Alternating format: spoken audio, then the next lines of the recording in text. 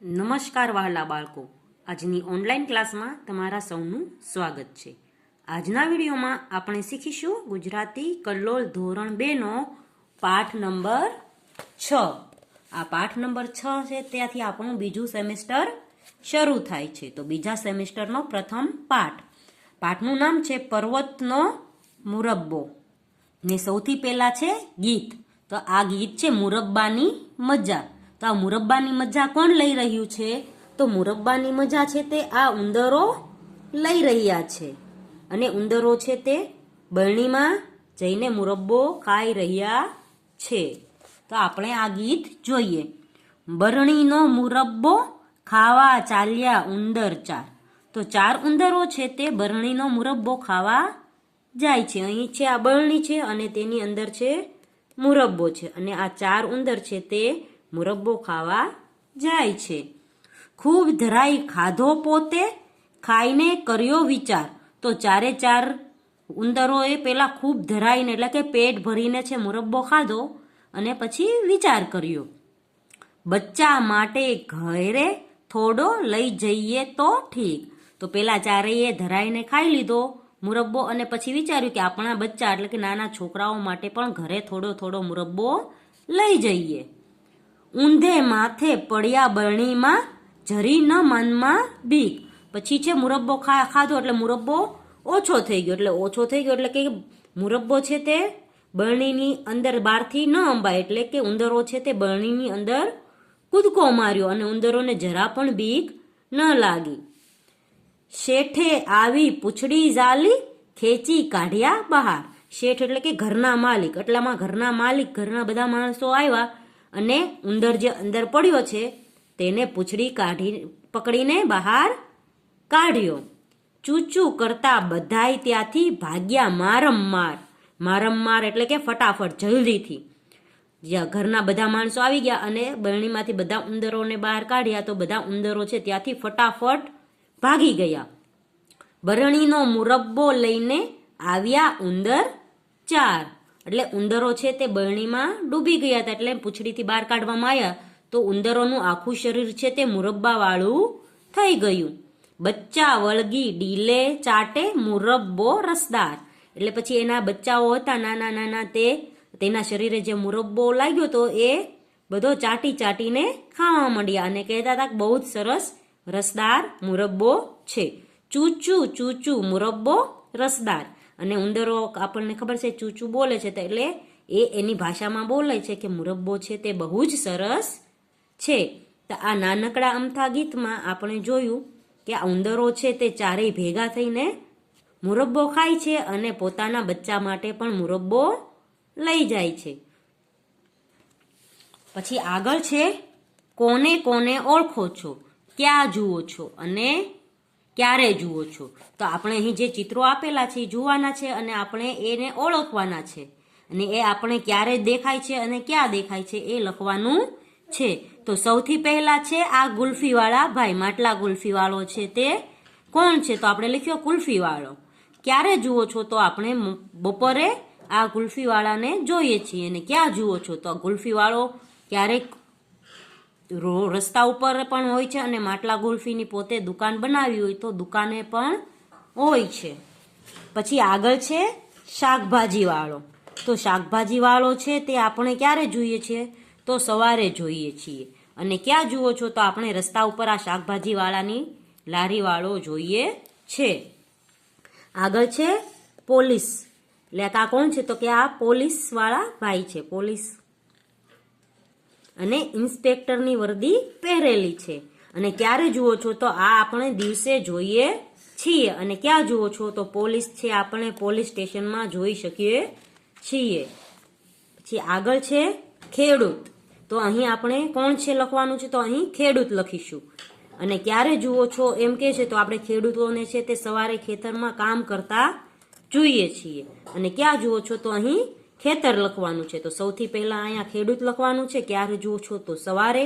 અને ક્યાં જુઓ છો? તો ખેતરમાં જુઓ છો એ લખવાનું છે. પછી આગળનું ચિત્ર છે તે દૂધવાળાનું છે. દૂધવાળા ભાઈનું ચિત્ર છે.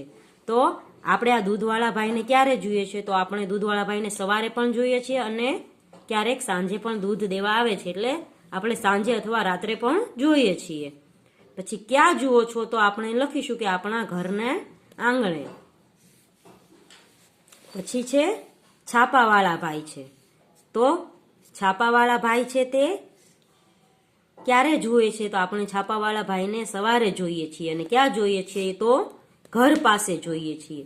જેમાં દૂધવાળાને પણ સવારે ને સાંજે આપણે ઘર પાસે જોઈએ છીએ, તેમ આ છાપાવાળા ભાઈને પણ આપણે ઘર પાસે સવારે અને સાંજે જોઈએ છીએ. આગળ એક ચિત્ર આપેલું છે. આ ચિત્ર છે તે બજારનું ચિત્ર છે. આ બજારના ચિત્રમાં આ એક બળદ છે તે ઘૂસી આવ્યો છે અને દોડધામ મચી ગઈ છે આખા બજારમાં. આ બળદ છે તે દોડતો દોડતો બજારમાં આવે છે અને આજુબાજુના બધા લારીવાળા અને માણસો છે તે આમ ભાગમ ભાગી કરે છે, તેનું ચિત્ર છે. તો આ ચિત્ર ઉપરથી આપણે એક વાર્તા જોઈએ. વાર્તાનું નામ છે અમૃત કાકાનો પર્વત.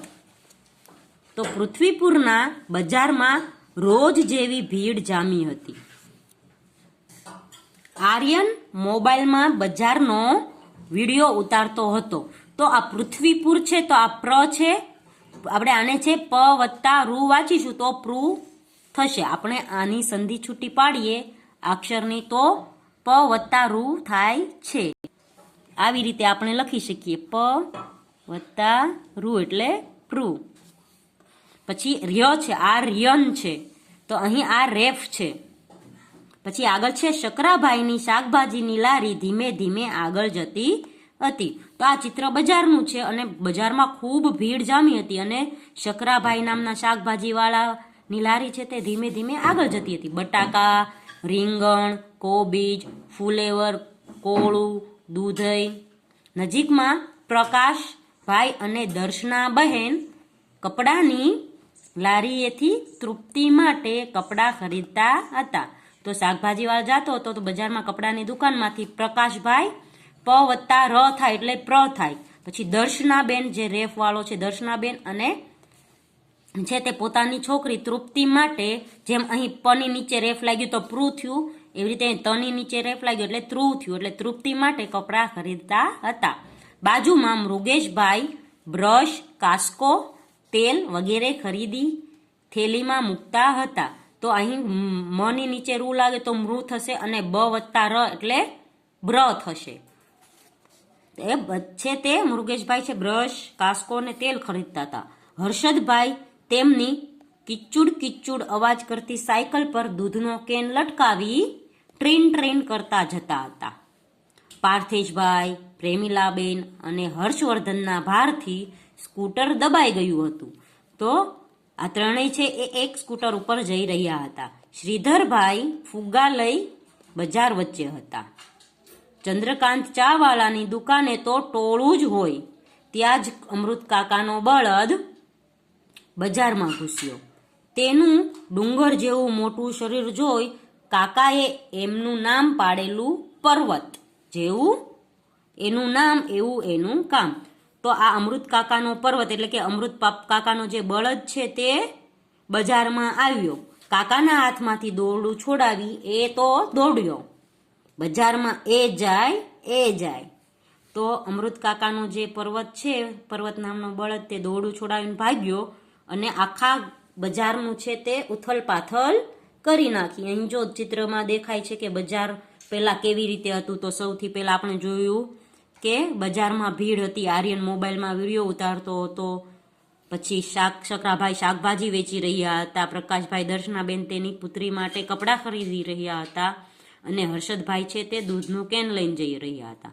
તથા પાર્થેશભાઈ, પ્રેમીલાબેન અને હર્ષવર્ધન છે તે સ્કૂટરમાં જઈ રહ્યા હતા અને શ્રીધરભાઈ છે તે ફુગા લઈને બજાર વચ્ચે વેચતા હતા. અને ચંદ્રકાંત ભાઈ ચા વાળાની દુકાને તો ચા પીવા વાળાનું ઘણું ટોળું હતું. પણ પર્વત આવ્યો અને બધું ઉથલ પાથલ કરી નાખ્યું. એટલે બળદ છે તે અમૃત કાકાનું દોરડું છોડાવીને બજારમાં દોડવા માંડ્યો અને બજારનું આખું ઉથલ પાથલ કરી નાખ્યું. તો બાળકો, આપણે આ વિડીયોમાં અહીં સુધીનો પાઠ શીખ્યા. આવતા વિડીયોમાં આપણે અહીંથી આગળનો પાઠ શીખીશું. ત્યાં સુધી ગુડ બાય, ટેક કેર.